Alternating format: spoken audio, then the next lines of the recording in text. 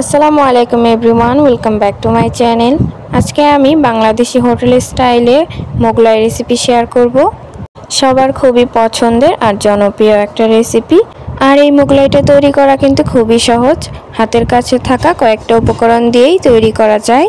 আশা করি আমার আজকের রেসিপি আপনাদের কাছে ভালো লাগবে। ভালো লাগলে আমার চ্যানেলটিকে সাবস্ক্রাইব করে আমার পাশেই থাকবেন। প্রথমেই একটা মিক্সিং বলে আমি নিয়ে নিচ্ছি 2 কাপ ময়দা। এরপর এতে দিয়ে দিব স্বাদমতো কিছুটা লবণ। এবার আমি এতে দিয়ে দিচ্ছি 4 টেবিল চামচ রান্না করা রেগুলার তেল, আর দিয়ে দিচ্ছি 1 টেবিল চামচ চিনি।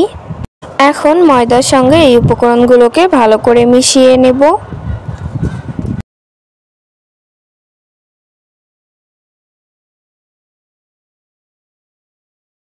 মেশানো হয়ে গেলে এবার আমি নরমাল তাপমাত্রার পানি দিয়ে একটা ডো তৈরি করে নিব। পানির পরিমাণটা আমি বলছি না, তবে আপনাদের ক্ষেত্রে কম বেশি হতে পারে। অল্প অল্প করে পানি দিয়ে ডো তৈরি করে নিতে হবে। ডোটাকে ভালো করে মথে নেওয়ার পর এবার আমি হাতের মধ্যে অল্প একটু তেল নিয়ে ডোটার উপরে মাখিয়ে দিচ্ছি। এতে করে ডোটা অনেক সফট থাকবে। এবার আমি একটা ঢাকনা দিয়ে এটাকে ঢেকে রাখছি। এটাকে আমি প্রায় 1 ঘন্টার জন্য এভাবেই রেখে দিব। 1 ঘন্টা পর আমি ঢাকনা তুলে নিলাম। দেখুন আমার ডোটা কতটা সফট হয়েছে। এবার আমি এটাকে হাতের সাহায্যে আরও কিছুক্ষণ মথে নেব।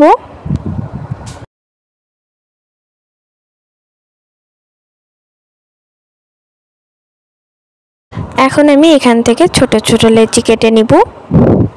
এটাকে আমি এইভাবেই আরও কিছুক্ষণ রেখে দিব। এর মধ্যে আমি ডিমগুলোকে রেডি করে নিব। তার জন্য একটা বাটিতে নিয়ে নিচ্ছি পরিমাণ মতো পেঁয়াজ কুচি, স্বাদ মতো কাঁচামরিচ কুচি, লবণ দিয়ে দিচ্ছি স্বাদ মতো, চাট মশলা দিয়ে দিচ্ছি 1 চা চামচ। এখন এই সবগুলোকে প্রথমে আগে ভালো করে মিশিয়ে নেব। মেশানো হয়ে গেলে এর মধ্যে আমি দিয়ে দিচ্ছি 2টা ডিম।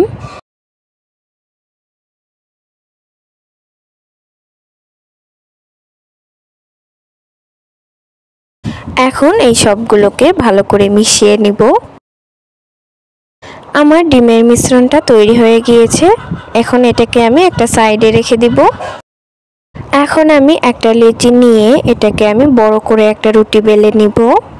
আপনারা যেই সাইজের মোগলাই পরোটা বানাবেন সেই অনুযায়ী রুটিটা বেলে নেবেন। আমার রুটিটা বেলা হয়ে গিয়েছে, দেখে বুঝতেই পাচ্ছেন রুটিটা কতটা পাতলা হয়েছে। এবার এর মধ্যে পরিমাণ মতো ডিমের মিশ্রণটা দিয়ে দিব। ডিমের মিশ্রণগুলো দিয়ে আমি হালকা একটু ছড়িয়ে দিব, তবে পুরোটা ছড়াবো না, সাইডে কিছু অংশ বাকি রাখবো ভাঁজটা দেওয়ার জন্য। এখন আমি এক সাইডের মুড়িটা তুলে এইভাবে বসিয়ে দিচ্ছি। আমি উপর দিয়ে হালকা ডিমের মিশ্রণটা লাগিয়ে নিচ্ছি, এতে করে খুলে যাবে না ভাজার সময় মোগলাইটা। দেখতেই পাচ্ছেন আমি ভাঁজটা কিভাবে দিচ্ছি।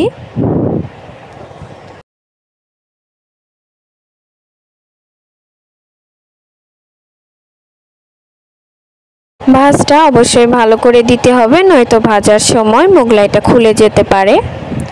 এখন আমি একটি কড়াইতে তেল গরম করে নিয়েছি, এর মধ্যে আমি মোগলাইটা দিয়ে দিব। তেলটাকে কিন্তু খুব বেশি গরম করা যাবে না, হালকা গরম হলে এর মধ্যে মোগলাই পরোটাটা দিয়ে দিতে হবে। এবার মোগলাইয়ের এপিঠ ওপিঠ ভালো করে ব্রাউন কালার করে ভেজে নিব। আমার মোগলাইটা ভাজা হয়ে গিয়েছে, এবার আমি এটাকে উঠিয়ে নিব। একইভাবে আমি বাকি মোগলাইগুলো ভেজে নিব।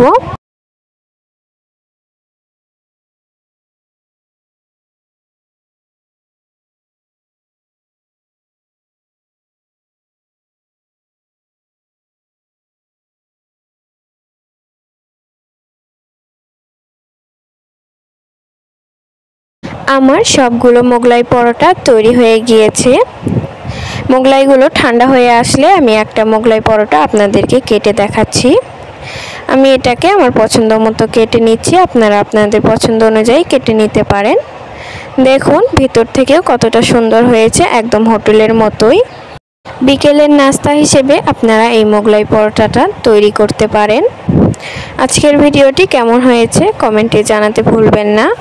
ভিডিওটি ভালো লাগলে অবশ্যই আমার চ্যানেলটিকে সাবস্ক্রাইব করে পাশে থাকবেন।